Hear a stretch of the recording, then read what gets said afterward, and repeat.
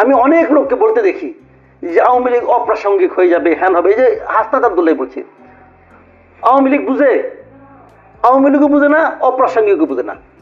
এটা আমি মনে প্রাণে কামনা করি, প্রয়োজনে এই জন্য আমি রাস্তাও নামতে রাজি আছি। কিন্তু তার মানে এই না যে আপনি আওয়ামী লীগকে বন্ধ করে দেবেন। আওয়ামী লীগ একটা বিরাট দল, আওয়ামী লীগ একটা বিরাট দল। এরা কোন কোন মানে স্বপ্নের জগতে বাস করে।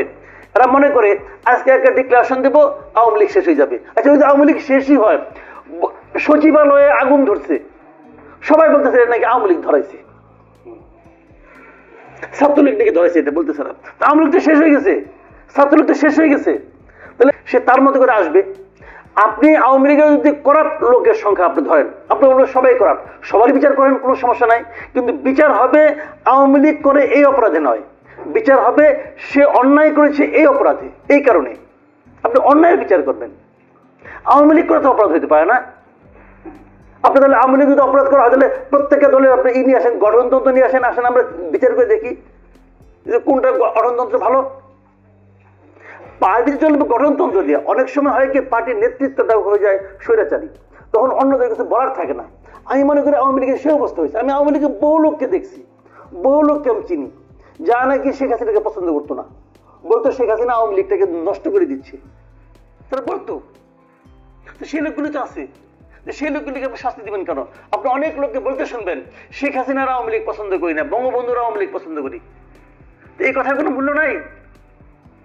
এখন যারা বলে বঙ্গবন্ধু অপ্রাসঙ্গিক, আওয়ামী লীগ অপ্রাসঙ্গিক, আমি বলি, আমি ভাবি তারাই রিয়েলি আমাদের স্বাধীনতা বিরোধী ছিল। আপনি যত কিছুই বলেন, আজকাল দেখি মুক্তিযুদ্ধকে ডিফেম করার একটা চেষ্টা থাকে। আপনি যত কিছুই বলেন, আজকাল থেকে 100 বছর পরে হলো, ইতিহাসটা অনেকটা পুকুরের মতো। এই যে নতুন পুকুর করলে পরে যেমন প্রথমে ঘোলা পানি থাকে, সেই পানিটা থিতে যেমন একটু সময় লাগে, ইতিহাস এরকম যে 100 বছর পরে যে আপনি বুঝবেন যে রিয়েল ইতিহাসটা কি। 100 বছর পরে হলে দেখবেন আপনার বাংলাদেশের রিয়েল ইতিহাসে মুক্তিযোদ্ধা এটা হবে সম্মানের উচ্চারণ, আর রাজাকার হবে সবচেয়ে ঘৃণিত উচ্চারণ। এটাই বাস্তবতা। এই বাস্তবতাকে মেনে কাজ করতে হবে। যে সমস্ত রাজাকার ওই একদিন স্লোগান দিয়ে বলছিল যে আমরা জয় করে ফেলেছি, জয় হয় না। এই দেশে মানুষের মনে রাজাকার একটা ঘৃণার উচ্চারণ হিসেবে আছে, আগামীতেও থাকবে।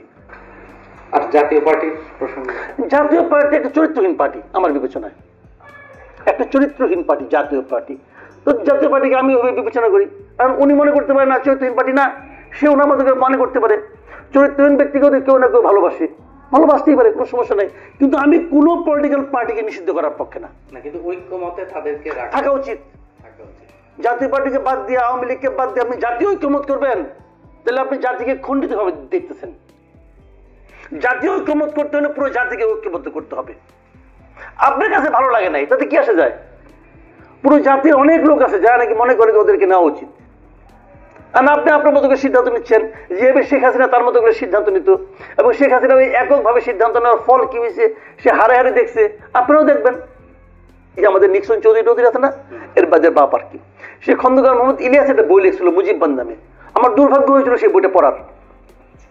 ওটা কোনো বই নেই, বইয়ের জাতি না। উনি বাংলার বাণীর মানে সঙ্গে ছিলেন না, উনি বাংলা বাণীর সম্পাদকের মধ্যে কি ছিলেন। এর ধাও সেটা বই ছিল, কিচ্ছু নাই। এর মধ্যে আরেকজন ছিল ডক্টর মাজহারুল ইসলাম নামে এক ভদ্রলোক ছিল বাংলা একাডেমির, উনি ওইটা নেক্সট দিন নাড়াচাড়া করছেন। এই দুই ব্যক্তি ছাড়া আর কেউ কিছু জানেন না সম্পর্কে। কারণ ওরা মুজিববাদটা কোথেকে নিয়ে আসলো?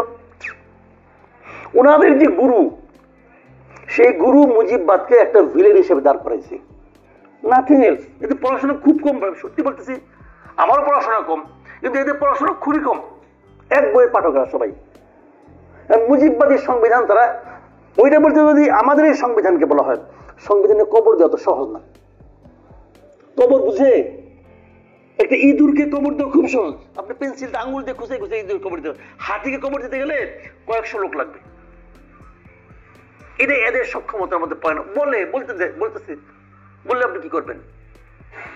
তো এগুলি কোনো বাস্তব ভিত্তি নাই। এবং তারা যেটা বলছিল বাইসে গেছে, গভর্নমেন্ট তাদের বাঁচাই দিয়েছে যে তোমরা করো না, আমরা করি, এবং তারাও করতে পারবে না। যেটা বলছিলাম বিএনপির অবস্থান, বিএনপি বলছেন, যেটা বিএনপি ব্যাপারটা আমি বলি আপনাকে, বিএনপি যেখানে আওয়ামী লীগকে ভালোবাসে করতেছে তা কিন্তু না। বিএনপি তো মুক্তিযুদ্ধকে ভালোবাসে করছে, সেটা আমি ওটাও না, আমি বলি আপনাকে বিএনপির ব্যাপারে হলো, বিএনপির যিনি মূল লোক জিয়াউর রহমান, উনি তো মুক্তিযোদ্ধা ছিলেন। এটা কি বিএনপি প্রচার করতে কোনো লজ্জা বোধ করে? করে না, তারা গর্বের সঙ্গে বলে। মুক্তিযুদ্ধের সঙ্গে বিএনপির কোনো বিরোধ নাই, কিন্তু বিএনপির পলিটিক্সটা এমন, আওয়ামী লীগ যেমন অতীত আশ্রয় পলিটিক্স করে, বিএনপি তা করে না। বিএনপি বর্তমান নিয়ে থাকে। আমি এই পলিটিক্সটাকে পছন্দও করি, আমি এটাকে পছন্দ করি, যেটা ভালো, বর্তমানে থাকাটাই ভালো। এতদিন তারা জামাতের সঙ্গে ছিল, যে কারণে তারা মুক্তিযুদ্ধ নিয়ে বেশি কিছু বলতো না, কিন্তু এখন তারা বুঝতে পারছে এই মুহূর্তে তাদের প্রধান শত্রু আর আওয়ামী লীগ না। কারণ আওয়ামী লীগ তার জন্য কোন রকম প্রতিদ্বন্দ্বিতা সৃষ্টি করবে না আগামী ইলেকশনে, বরঞ্চ আগামী ইলেকশনে তার সঙ্গে প্রধান প্রতিদ্বন্দ্বী হলো জামাত এবং এই ওরিয়েন্টেড লোকগুলো। এবং তারা একটা জিনিস আতঙ্কের সঙ্গে এটাও লক্ষ্য করেছে, এই গ্রুপটা অফিসিয়ালি সরকারের সমর্থন নিয়ে বিএনপিকে মাইনাস করার একটা চেষ্টা চালাচ্ছে। এটা বিএনপি নেতৃত্ব বুঝতে পেরেছে, এবং যে কারণে এই ধরনের বড় যে কোনো ইস্যুতে এরা যেটাই সাপোর্ট করবে, বিএনপি সেটারই বিরোধিতা করবে, আপনি নিশ্চিত থাকেন। কারণ তাদের অস্তিত্বের প্রশ্নে বিএনপি এটাই বিএনপি বুঝে ফেলাইছে যে এখন -2, আগে ছিল 111 সময়, এখনো -2 একটা প্রজেক্ট চলছে। সেই প্রজেক্টে -1 তো হয়ে গেছে, এখন দ্বিতীয় টার্গেট হলো 3। বিএনপি নিজের অস্তিত্বের স্বার্থেই এদের যে কোনো প্রশ্নে তারা বিরোধিতা করবে, এবং যদি বিএনপি শক্তভাবে বিরোধিতা করে তাহলে এরা সফল হতে পারবে না। কারণ জনসমর্থনের দিক দিয়ে বিএনপির সামনে এরা কেউ না, এরা কেউ কিচ্ছু না।